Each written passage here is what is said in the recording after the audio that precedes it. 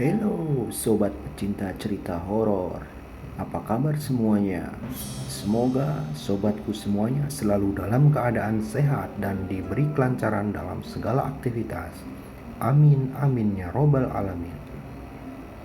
Selamat datang di channel Cerita Nenyong, sebuah channel yang menceritakan kisah horor yang benar-benar dialami oleh narator sendiri dan orang-orang terdekatnya. Sebelum kita lanjut ke cerita horor kali ini, alangkah baiknya sobatku semuanya subscribe, like, dan komen untuk membantu memajukan channel ini sehingga bisa bermanfaat untuk kita semuanya.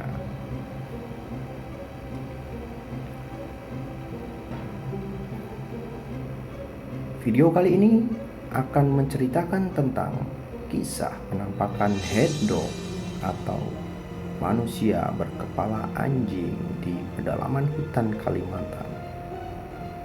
Silakan simak video dan ceritanya. Jangan lupa pencet loncengnya ya.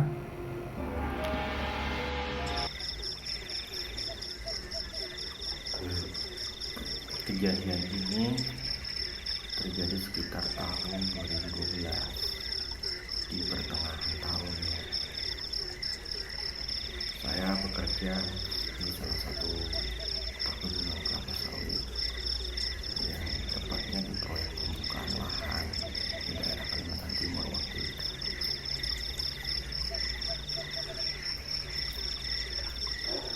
Dari lokasi tempat kerja saya dengan rumah saya itu sekitar 15 km.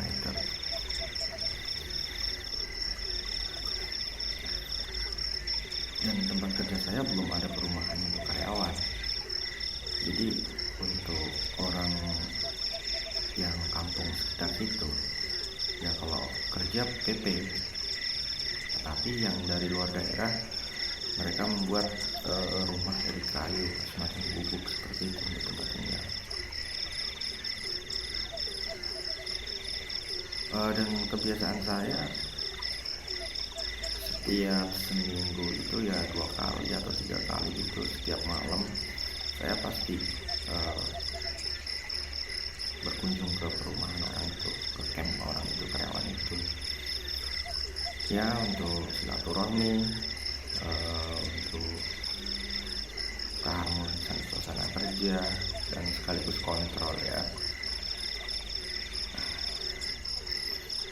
Jadi posisi kebun saya ini belum sepenuhnya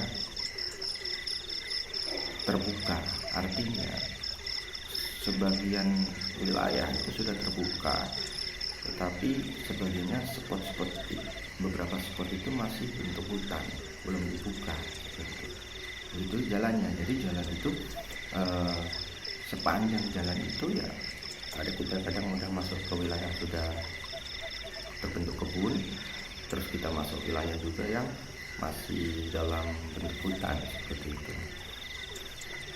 Jadi suatu hari saya pernah menjanjikan sama beberapa karyawan yang tinggal di gubuk-gubuk itu bahwasanya saya memiliki beberapa baju yang sudah tidak terpakai dan mau saya berikan kepada mereka daripada tidak terpakai di rumah. Nah, jadi pada waktu itu malam itu saya berangkat, tetapi kurang lebih sudah 25 kilo itu lupa membawa bajunya, padahal saya sudah mau mengantarkan bajunya. Akhirnya saya balik lagi ngambil bajunya, terus saya berangkat lagi. Nah, di pertengahan jalan itu tiba-tiba motor saya mogok. Ya tadinya apa, sendat-sendat gitu, jadi seperti bensinnya kotor atau mau kehabisan bensin seperti itu. Nah, tiba-tiba motor saya ini mogok di tanjakan. Ada salah satu tanjakan, di pertengahan tanjakan ini mogok. Nah, mau nggak mau saya dorong naik sampai ke atas yang posisi yang sudah rata. Akhirnya saya ambil senter di tas, kemudian sama kunci-kunci saya cek nih beberapa bongkar nih, karburatornya saya bersihkan. Yang motor dulu kan masih pakai karburator gitu ya. Jadi alhamdulillah setelah dibersihkan itu mau hidup. Nah tiba-tiba itu angin itu kencang, ada angin yang tadinya anginnya itu biasa ya, sepoi-sepoi, ini tiba-tiba kencang gitu. Nah kebetulan yang tanjakan yang saya buat tadi itu berhenti itu posisinya di spot yang masih hutan. Nah terus yang anehnya lagi, di situ itu malam, kondisi malam itu tidak ada bulan ya, tidak ada bulan purnama, tapi suasananya itu kayak agak terang gitu, hitamnya nggak hitam pekat. Ya kita bayangkan kalau dalam hutan tanpa penerangan, tanpa selainnya senter atau lampu motor, itu kan pasti hitamnya hitam pekat tuh. Nah nggak kelihatan itu yang di depan kita. Nah ini kebetulan agak-agak terang, ya kayak ada bulan purnama itu, tetap bulannya ini nggak ada. Nah tiba-tiba tuh saya pas angin itu semakin kencang, itu di dalam suara angin itu seperti ada rombongan anjing yang berkali-kali gitu, menggonggong gitu. Nah ya biasa ada merinding gitu, tetapi saya juga mikir, oh itu mungkin orang yang lagi berburu, kan biasanya di situ juga orang-orang kampung ada yang berburu bawa anjing gitu biasanya. Ya udah, saya mulai lanjut jalan pelan-pelan. Nah kebetulan angin ini berlawanan arah, angin ini menghantam saya karena saya berlawanan arah lah istilahnya. Pelan-pelan kan, otomatis nggak bisa cepat gitu. Nah jadi pas sudah lanjut jalan, di situ ada turunan. Nah di turunan, terus di bawah turunan itu ada lembah yang beberapa meter yang lumayan agak panjang, terus baru naik lagi, ada tanjakan lagi. Dalam turunan itu pas saya turun, nah di lembah itu saya melihat di samping kanan kan ada yang sedang berjalan tuh, kayak seseorang gitu. Dia ya nggak pakai baju, pakai celana panjang aja, nggak pakai baju, terus agak hitam kayak orang kulit hitam gitu, rambutnya agak panjang gitu. Nah mungkin saya mikirnya di situ sambil saya naik motor tuh, oh itu mungkin yang berburu tadi yang bawa anjing gitu. Nah udah, akhirnya saya lanjut jalan nih, tapi kayak penasaran tuh ada gitu. Tiba-tiba satu berhenti, nggak jauh dari itu, berhenti di situ. Terus saya muter parkir, saya jalan ke belakang. Nah saya samperin yang orang tadi itu.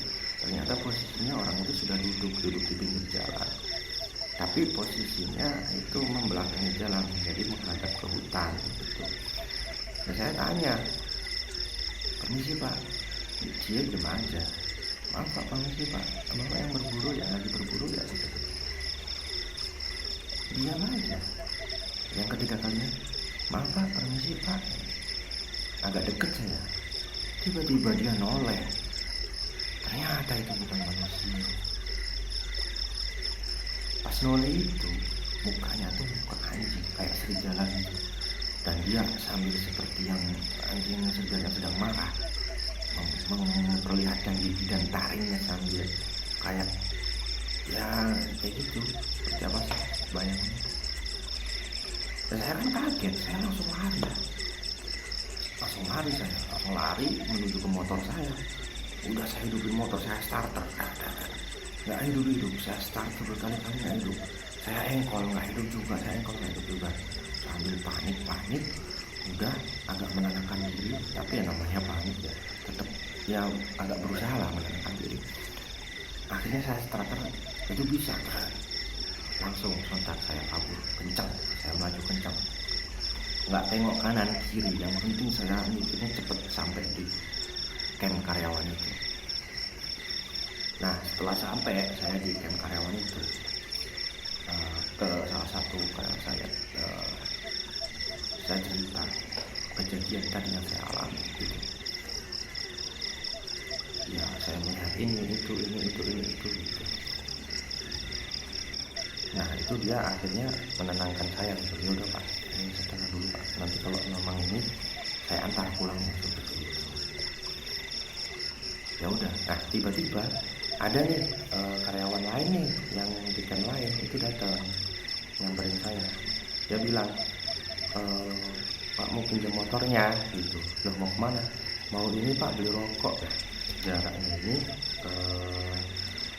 beli rokok ini sekitar ya 10 kiloan lah dari camp itu gitu. Arahnya sama jalan yang tadi saya lewatin, seperti itu. Kemudian ya saya bilang aja, oh ya udah, tapi jangan lama-lama ya. Nanti habis selesai langsung balik lagi ke sini. Karena saya mau balik juga gitu. Oh ya Pak, akhirnya saya kasih.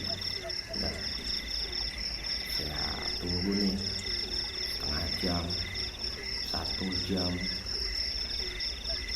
1,5 jam, sampai 2 jam orang itu nggak balik juga.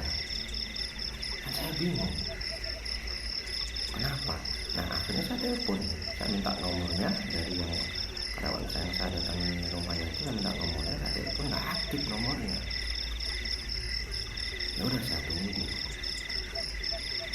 Nah nggak lama kemudian datang dia, tapi datangnya itu nggak pakai motor saya dan dia berboncengan. Ternyata saya tanya, lah motorku mana? Dia bilang, bentar Pak, saya minum dulu gitu katanya. Nah saya ceritain.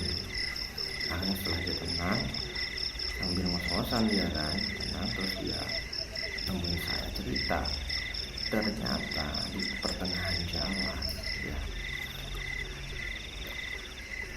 dia itu ngalamin hal aneh. Jadi di tempat saya melihat hedok tadi, yang kepala anjing tadi, dia mendengar gongongan anjing, nolongan anjing. Nah itu seakan-akan kayak ngikutin dia, tetapi tidak ada wujudnya seperti itu. Dan akhirnya dia mempercepat laju motornya, dan akhirnya jatuh. Pas dia jatuh, dia mulai bangkit ya kan. Biasanya kalau orang jatuh itu kan kayak samar gitu ya, samar, terus pas sudah agak tenang dia baru bangkit. Itulah yang dia alami. Ternyata dia sudah jatuhnya itu di dalam hutan, masuk sekitar 5 meter dari jalan. Coba bayangkan di situ, tanamannya itu rapat. Tanamannya itu memang nggak besar-besar kecil-kecil, tapi rapat. Secara logika itu motor nggak akan bisa masuk ke situ, tetapi dia bisa 5 meter di dalam dari jalan. Nah pas dia sadar kan dia kaget, otomatis dia nggak bisa ngeluarin motornya lewat mana gitu. Pakai parang pun dia nggak bawa gitu ya kan. Akhirnya waktu itu katanya dia telepon kawannya bisa. Akhirnya dijemput tuh kawannya itu yang deket warung ya, yang di sana dia ngobrol banyak di situ tentang diri. Akhirnya dia balik diantar sama kawannya itu ceritanya. Ya udah akhirnya aduh gimana ya, saya memutuskan akhirnya saya nginep di situ. Iya nginep di situ. Udah aku bilang ya udah besok kita bawa barang ya, kalau ada genso bawa genso gitu bilang. Nah pagi harinya habis subuh ya sekitar jam 6 lah gitu, saya langsung ke TKP sama beberapa karyawan gitu ya, kalau genso kecil ada yang punya genso kecil gitu. Ternyata benar, motor saya itu ada di dalam. Yang itu sepertinya nggak mungkin karena pohonnya itu rapat-rapat. Ya mau nggak mau kita buat jalan, kita tebang pohon ya kan, tebang pohon untuk agar motornya bisa dikeluarkan. Tetapi setelah motor itu bisa dikeluarin, anehnya motor ini nggak ada lecet sedikit pun. Ya biasanya kalau motor jatuh itu kan pasti ada goresan atau penyok atau apa gitu ya. Ini nggak ada, ini murni bersih seperti tidak ada jatuh seperti itu. Nah itu mungkin itu ini ya, pengalaman dari saya mengenai hedok ini. Kita nggak tahu apa yang ada di hutan itu ya. Namanya hutan yang tempat yang lama nggak dijamah oleh manusia, pasti banyaklah di situ juga makhluk-makhluk istilahnya mistis gitu ya. Nah, entah saya itu melihat itu apakah itu memang wilayahnya hedok itu atau karena mungkin memang kebetulan aja ya, saya kurang tahu ya. Yang jelas itu yang saya ceritakan yang saya alami. Oke, terima kasih, semoga ini bisa menjadikan hiburan ya buat sobat-sobat semuanya ya. Sampai ketemu di lain kesempatan. Salam.